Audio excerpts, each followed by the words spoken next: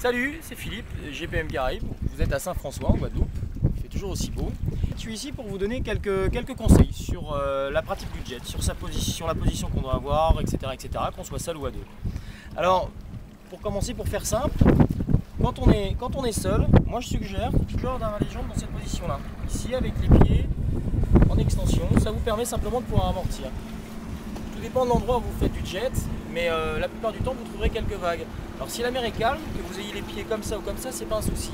Par contre, si la mer est agitée, on amortit bien moins quand on a les pieds à plat. Et à un moment ou à un autre, si on va un peu vite, si on ne maîtrise pas tout à fait son engin, on peut se faire mal à la colonne vertébrale. C'est vraiment un risque qu'il faut prendre en compte. Il y a une deuxième position qui est bien plus sportive, qui est bien plus fun, c'est la position debout. Alors je vous la montre, hein, c'est très simple par rapport à ma taille. Moi je suis à peu près comme ça. Et contrairement à la position assise, on met les pieds un peu plus en arrière. Il faut vraiment être à l'aise. Alors surtout éviter de se crisper. Beaucoup de gens quand ils pratiquent du jet, bon, quand on est debout, c'est qu'on a déjà une petite pratique du jet assis et qu'on a passé un cap. Simplement, ce qu'il faut éviter, c'est de se crisper. C'est-à-dire que la plupart du temps, ceux qui ne sont pas encore suffisamment initiés ont tendance à se crisper et on se tétanise très vite. C'est un sport avant tout. Donc ce qu'il faut, c'est être complètement relâché, hein, laisser travailler le jet et simplement faire travailler les jambes et les bras quand c'est nécessaire.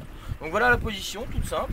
C'est un petit peu la position du jockey sur son cheval. L'idée quand même, malgré tout, même si sur la plupart des jets, il y a en fait une espèce de tampon pour éviter de se faire du mal, c'est quand même d'être assez loin, c'est le visage assez loin. Et si jamais on doit rater un amortissement, et ben qu'on tape plutôt sur le gilet plutôt sur le visage. Et ce qu'il faut, voilà, simplement, c'est éviter de se crisper sur les poignets, bien tenir son jet quand même, et puis alléger quand on prend des vagues, aussi bien avec les jambes qu'avec les bras.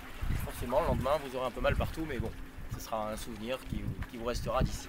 Voilà, pour la position en fait qu'on veut avoir sur un jet ski.